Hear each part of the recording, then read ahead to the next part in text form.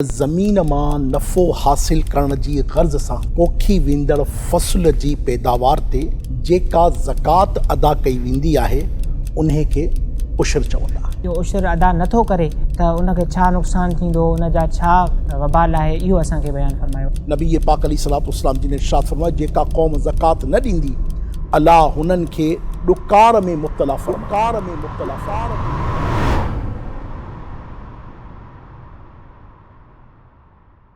अल्हम्दुलिल्लाहि रब्बिल आलमीन वस्सलातु वस्सलामु अला सय्यिदिल अंबियाइ वल मुरसलीन अम्मा बाद फ़अऊज़ु बिल्लाहि मिनश शैतानिर रजीम बिस्मिल्लाहिर रहमानिर रहीम अस्सलातु वस्सलामु अलैका या रसूलल्लाह व अला आलिका व अस्हाबिका या हबीबल्लाह अस्सलातु वस्सलामु अलैका या नबियल्लाह व अला आलिका व अस्हाबिका या नूरल्लाह। प्यारा इस्लामी भाइरो, अल्हम्दुलिल्लाह अॼु असांजो मुख़्तसर सिलसिलो आहे जंहिंमें असां सां गॾु हज़रत क़िबला रुकन शूरा मरकज़ी मजलिस शूरा जा रुकन हाजी अतहर अत्तारी दाम ज़िल्लुहु असां सां गॾु आहिनि। अल्लाह पाक इन्हनि खे सलामत रखे। इंशा अल्लाह इन्हनि खां अॼु असां उशर जे फ़ज़ाइल ऐं उन जे अहकाम मुतालिक़ सुवाल कंदासीं।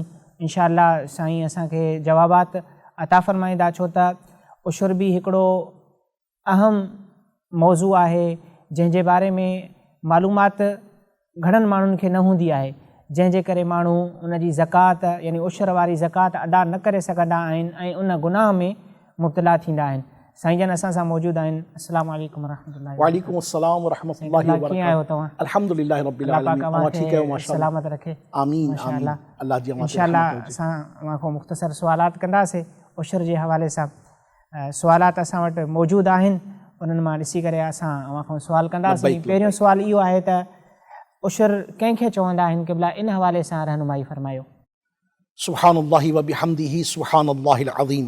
दरअसल जी असांजो वतन पाकिस्तान हिकिड़ी ज़रख़ेज़ ज़मीन वारो मुल्क आहे ऐं अल्लाह ताला जी रहमत सां 70% घटि में घटि जेको मुल्क जो चयो वेंदो आहे उते हुन में पोख थिए थी ऐं अल्हम्दुलिल्लाहि रब्बिल आलमीन असांजा जेके हारी इस्लामी भाइर जेके आहिनि, अल्हम्दुलिल्लाह ज़मीदार इस्लामी भाइर आहिनि, उहे पोखींदा आहिनि, फ़सलूं हणंदा आहिनि।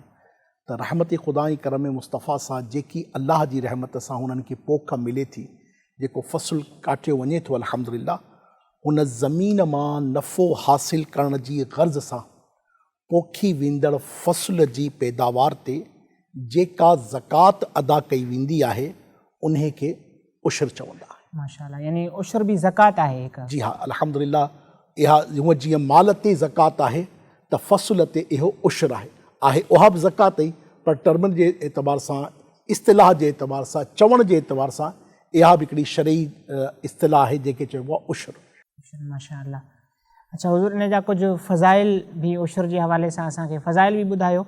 ऐं माज़अल्लाह जेको इहो उशर अदा नथो करे त उनखे छा नुक़सानु थींदो, उनजा छा वबाल आहे, इहो असांखे बयानु फरमायो। अल्लाह तबारक व तआला जल्ल व अला पंहिंजे पाक कलाम क़ुरान करीम में पंहिंजी राह में ख़र्च करण जे हवाले सां पाण तरग़ीब इरशाद फरमायो, पाण असांजी रहनुमाई फरमायो था ऐं हिकिड़े न कई मक़ाम ते रब्बुल आलमीन अज़्ज़ व जल इन हवाले सां असांजी रहनुमाई फरमाई आहे। जीअं अव्हां जी ख़िदमत में 22 पारे जी सूरह सबा जी आयत नंबर 39 में अल्लाह तबारक व तआला अज़्ज़ व जल इरशाद फरमाए थो, बिस्मिल्लाहिर रहमानिर रहीम, वमा अनफ़क़्तुम मिन शैइन फ़हुव युख़्लिफ़ुहु व हुव ख़ैरुर राज़िक़ीन। जंहिंजे मायने सैयदी आला हज़रत अज़ीमुल बरकत अज़ीमुल मर्तबत मौलाना अशाह इमाम अहमद रज़ा ख़ान रहमतुल्लाह अलैह कंज़ुल ईमान में इरशाद फरमाइनि था, ऐं जेका शइ तव्हां अल्लाह जी वाट में ख़र्च करियो उहो इन जे बदिले ॿी ॾींदो, ॿी अता फ़रमाईंदो, ॿी ॾींदो। उहो सभ खां बहितर रिस्क ॾियण वारो आहे। त अल्लाह तबारक व तआला अज़्ज़ व जल पंहिंजी ज़ाते बाबरकात जे हवाले सां हिन मुबारक आयत में इरशाद फरमाए त जेको अल्लाह जी राह में असां ख़र्च कंदासूं, अल्लाह जी वाट में ॾींदासूं त अल्लाह तबारक व तआला हिन जे बदिले असांखे ॿियो ॾींदो ऐं रब जी रहमत सां हू बहितरीन रिस्क ॾियण वारो आहे। नबी बरहक़ सल्लल्लाहु अलैहि वसल्लम जिन बि पंहिंजी कई अहादीस तय्यबा में अल्लाह जी राह में ख़र्च करण जे हवाले सां फ़ज़ाइल इरशाद फरमाया आहिनि, जंहिं मां हिकिड़ी हदीस अव्हां जी ख़िदमत में पेश करियां थो त पाण सॻोरन सल्लल्लाहु अलैहि वसल्लम इरशाद फरमायो असांजी तरग़ीब जे लाइ त ख़ुदा जी राह में ख़र्च करण जा केतिरा फ़ज़ाइल बयानु कया आहिनि। जीअं त सैयदुना हसन रज़ी अल्लाह अन्हु खां रिवायत आहे त नबी पाक अलैहिस्सलातु वस्सलाम जिन इरशाद फ़रमायो, ज़कात ॾेई करे पंहिंजे मालनि खे मज़बूत क़िलनि में महफ़ूज़ करे वठो ऐं पंहिंजी बीमारियुनि जो इलाज सदक़े सां करियो ऐं बला नाज़िल थियण ते दुआ ऐं तज़र्रो यानी आहो ज़ारीअ खां इस्तिआनत यानी मदद हासिल करियो।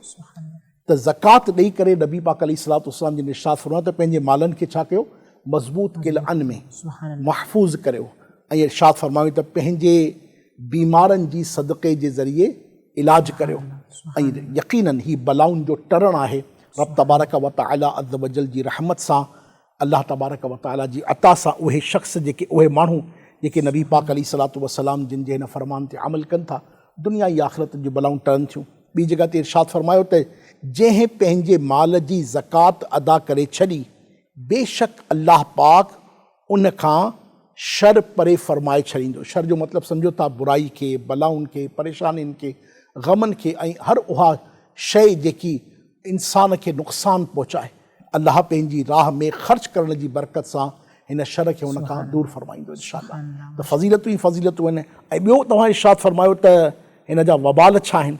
पाण सॻोरन अलैहिस्सलातु वस्सलाम जिन इरशाद फ़रमायो, जंहिंखे अल्लाह माल ॾे ऐं उहो हुन जी ज़कात अदा न करे त क़यामत जे ॾींहुं उहो माल गंजे नांग जी सूरत में कयो वेंदो, जंहिंजे मथे ते ॿ चतियूं हूंदियूं यानी ॿ निशान हूंदा। उहो नांग उन जी ॻिचीअ में तोक बणाए करे विधो वेंदो। उन ज़कात न ॾियण वारे जूं वाछूं झलींदो ऐं चवंदो, आऊं तुंहिंजो माल आहियां, आऊं तुंहिंजो ख़ज़ानो आहियां।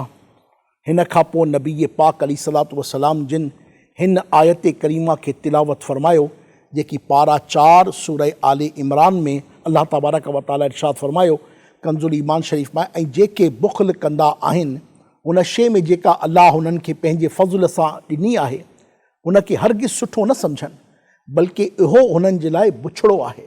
जंहिंमें बुख़्ल कयाई उहो क़यामत जे ॾींहुं हुननि जी ॻिचीअ जो गठु हूंदो। अस्तग़फिरुल्लाह तूबू इलल्लाह, अस्तग़फिरुल्लाह तूबू इलल्लाह, अस्तग़फिरुल्लाह तूबू इलल्लाह, अस्तग़फिरुल्लाह। नबी पाक अलैहिस्सलातु वस्सलाम जिन इरशाद फ़रमायो, जेका क़ौम ज़कात न ॾींदी, अल्लाह हुननि खे ॾुकार में मुब्तला फ़रमाईंदो। अल्लाहु अकबर। त ही अल्लाह ताला जे महबूब अलैहिस्सलातु वस्सलाम जिन जी असांजे लाइ तंबीहात आहिनि, अल्लाह तबारक व तआला जी असांजे लाइ इरशादात आहिनि, त उहे वॾा ख़ुशकिस्मत आहिनि जंहिंजो माल अल्लाह जी राह में ख़र्च थो थिए, ऐं हू वॾा बदकिस्मत ऐं बख़ील आहिनि जेके पंहिंजी माल जी ज़कातूं अदा नथा कनि, पंहिंजी फ़सलुनि जी उशर अदा नथा कनि, ऐं पोइ हिननि ते वरी शर्मिंदो थियण जी बजाए मआज़ अल्लाह सुम्मा मआज़ अल्लाह हुननि जो अंदाज़ मुख़्तलिफ़ थी थो वञे, त हीअ ॾाढी महरूमीअ जी ॻाल्हि आहे। अल्लाह जी राह में अल्लाह ॾिनो आहे, अल्लाह ई त अता कयो आहे, त अल्लाह जो अता कयल माल अल्लाह जी राह में ख़र्च करण में बुख़ल छा जो, त हीअ त बदकिस्मती आहे हुननि माण्हुनि जी। बल्कि आउं चवां थो त हू ॾाढा महरूम आहिनि जंहिंजो माल अल्लाह जी राह में नथो लॻे, यानी अल्लाह ताला इहा सआदत ई हुननि खे अता न कई आहे त हुननि जो माल अल्लाह जी राह में लॻे। हीअ ॾाढी वॾी महरूमी आहे ऐं इंसान खे हीअं न करणु खपे। रब करीम जल्ल व अला अता कयो आहे त उन जी राह में ख़र्च करणु, उहो ज़कात जे एतबार सां हुजे, फ़िदीअ जे एतबार सां हुजे, अतीअ जे एतबार सां हुजे, या पंहिंजी फ़सलुनि जे उशर जे एतबार सां हुजे, इंसान खे हरगिज़ बुख़ल न करणु खपे। ऐं उहो बेनियाज़ परवरदिगार आहे, न ॾे त छा थींदो। ऐं समटाइम थी वेंदो आहे, अवां ॾिठो हूंदो त मआज़ अल्लाह सुम्मा मआज़ अल्लाह अहिड़नि जे फ़सलूं सड़ी वेंदियूं आहिनि, फ़सलुनि खे कीड़ा लॻी वेंदा आहिनि, ऐं हू पंहिंजे एतबार सां ॾाढी कोशिशि करण वारा आहिनि, ऐं मींहुं वसी वेंदो आहे, सभु कुझु तबाह थी वेंदो आहे, सैलाब अची वेंदो आहे। अल्लाह ताला बेनियाज़ आहे, त असांखे पंहिंजे मालनि जी ज़कात अदा करणु खपे, पंहिंजे फ़सलुनि जो उशर अदा करणु खपे। हिन सां इंशाअल्लाह दुनिया या आख़िरत जो ख़ैर ऐं बरकतूं मिलंदियूं इंशाअल्लाह। सिंधी सोशल मीडिया पेज खे लाइक कयो, फॉलो कयो ऐं शेयर कयो।